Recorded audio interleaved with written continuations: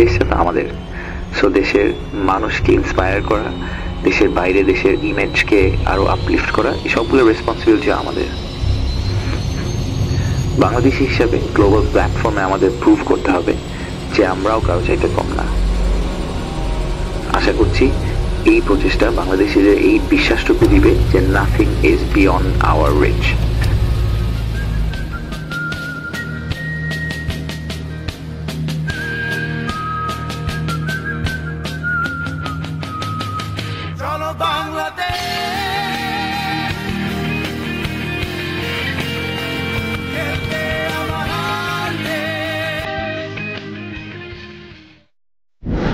আশিক, দেশের মানুষের সেবা করার সুযোগ এসেছে, আসবা নাকি? গল্পটা শুরু হয়েছিল এই কথাটির মাধ্যমেই। প্রশ্নটা করেছিলেন ডক্টর মোহাম্মদ ইউনুস, আর মোবাইলের অপর প্রান্তে ছিলেন আশিক চৌধুরী। তিনি তখন সিঙ্গাপুরে এক আন্তর্জাতিক প্রতিষ্ঠানে উচ্চ পদে কর্মরত। চাইলেই থাকতে পারতেন বিলাসিতায় আর নিরাপদ ভবিষ্যতে।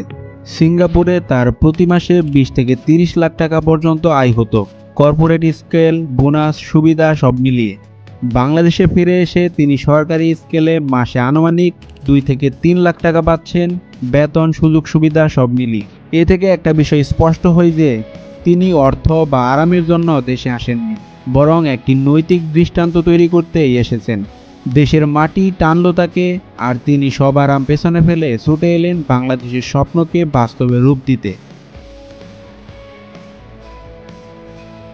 আশিক চৌধুরী প্রচণ্ড সাহসী একজন মানুষ। তিনি 41,795 ফুট উচ্চতা থেকে জাম্প করেছেন, যাকে বলা হয় ফ্রি ফল। গর্বের বিষয় হলো তিনি একা জাম্প করেননি, তিনি বাংলাদেশকে সাথে নিয়ে জাম্প করেছেন। এটা ছিল বিশ্বের ইতিহাসে প্রথম এমন স্কাইডাইভ যেখানে কেউ পতাকা হাতে এত উচ্চতা থেকে 314 কিলোমিটার প্রতি ঘন্টা গতিতে নেমে এসেছে। তার এই কীর্তি জায়গা করে নিয়েছে গ্রিনিস বুক অফ রেকর্ডে। এটা শুধু একটা রেকর্ডই নয়, এটা ছিল বাংলাদেশের প্রতি শ্রদ্ধা।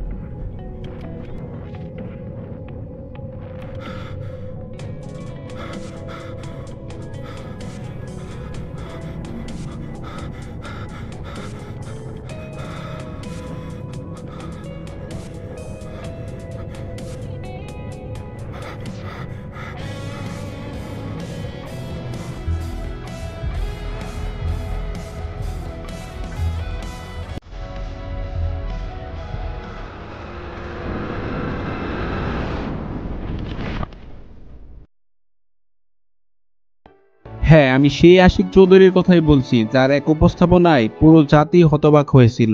তিনি দেখিয়েছেন 2035 সালের বাংলাদেশ কেমন হতে পারে।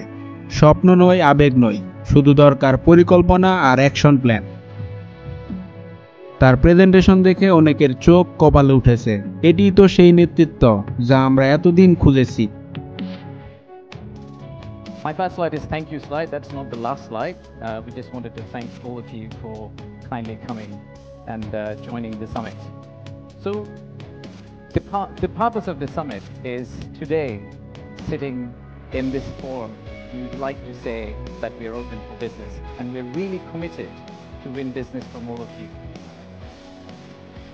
And to do that, we have already thrown the Siddiqui at you, not literally but verbally. We'll also throw a Nobel Prize winner at you. We'll do anything to make sure that we win business from you. But first, I would like to take you to future. Let's think about a movie, Back to the Future. Let's go into that set and imagine that we are in 2035. In 2035, how would Bangladesh look like? You'll all be here again. My successor is going to be here presenting. That will be the 10th investment conference for us. And in that conference, we will not be talking about a rising economy, but we'll be talking about a regional manufacturing powerhouse. তিনি একজন skydiver, private পাইলটও। কিন্তু তার সবচেয়ে বড় পরিচয় তিনি একজন দেশপ্রেমিক।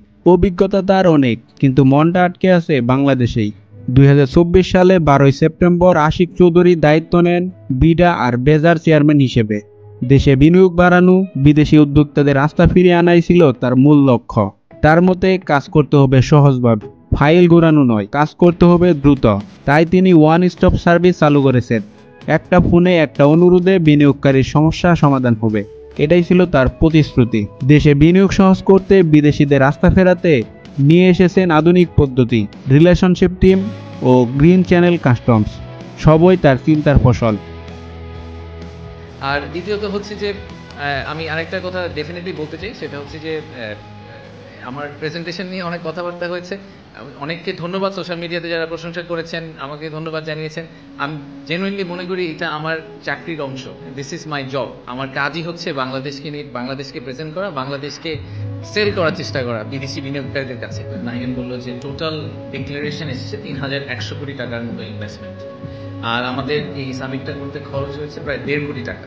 তা আপনারা যদি মনে করেন ঠিক আছে তাহলে একটাকে আরেকটা দিয়ে ভাগ করলে তো return calculation is fantastic, brilliant summit, এর চেয়ে ভালো সামিট হতেই পারে না। আমি প্রথম থেকে শুরু করি, আমি এটা আগেও বলেছি, আমি আবারও বলছি, এই 3,100 কোটি টাকার ফুল ক্রেডিট আমরা এই সামিটকে দেওয়া উচিত হবে না। এই সামিটের আগে অনেক কাজ করে এই 3,000 কোটি টাকাতে 100 কোটি টাকাতে আনা। আশিক চৌধুরীর দায়িত্বে থাকার ফলে বিনিয়োগের চুক্তি করতে আগ্রহ বেড়েছে এবং নিয়ম কানুনও সহজ হয়েছে। তবে এখনও প্রকৃত অর্থ তেমন ঢুকছে না। 2025 সালের প্রথম 3 মাসে বিদেশি বিনিয়োগ একটু চাঙ্গা হয়েছিল। সেটি ধরে রাখতে পারলে 2026 সালে কারখানায় ও চাকরির সংখ্যায় বড় লাভ দেখা যেতে পারে। সেই জন্য 3টি কাজ জরুরি: ডলার সংকট কমানো, আমদানি সঠিকভাবে নিয়ন্ত্রণ করা, সব দপ্তরের অনলাইন সেবা পুরোপুরি এক পাল্লায় আনা। এই 3 বাধা পেরোতে পারলেই বড় সাফল্য আসবে। আজকাল কিছু মানুষ আশিক চৌধুরীর বিরুদ্ধে সমালোচনায় ব্যস্ত। কে কত ঘন ঘন প্রেজেন্টেশন দিচ্ছে, কে ভাইরাল হচ্ছে, তাতে অনেকের সমস্যা। কিন্তু কেউ একবারও ভেবে দেখেছে কি, এই মানুষটি সিঙ্গাপুরে উচ্চ বেতনের চাকরি ছেড়ে দেশে ফিরেছেন। প্রায় 20 থেকে 30 লক্ষ টাকা মাসিক আয় ফেলে এখন কাজ করছেন 2 থেকে 3 লাখ টাকায়, তাও আবার প্রতিমন্ত্রীর মর্যাদা নিয়ে, 24 ঘন্টায় চাপের নিচে থেকে। এটাই কি দেখায় না তার লক্ষ্য ক্ষমতা বা টাকা নয়? সমালোচনা করার আগে একবার আয়নার দিকে তাকানো উচিত আমাদের। বাঙালির সবচেয়ে বড় দুর্বলতা হলো কেউ ভালো করতে গেলেই তাকে আমরা টেনে নামাতে চাই। ভালো কাজে স্বীকৃতি দিতে না পারার এই অভ্যাসটাই এই জাতিকে বারবার পিছিয়ে দিয়েছে। আসলে এই সময় সমালোচনার নয়, চাই সহযোগিতা। এই জাতি যদি একবার সত্যিকারভাবে দেশের উন্নয়নকামী মানুষের পাশে দাঁড়ায়, তবে একদিন শুধু আশিক চৌধুরী নয়, বাংলাদেশ নিজেই হবে একটি উদাহরণ।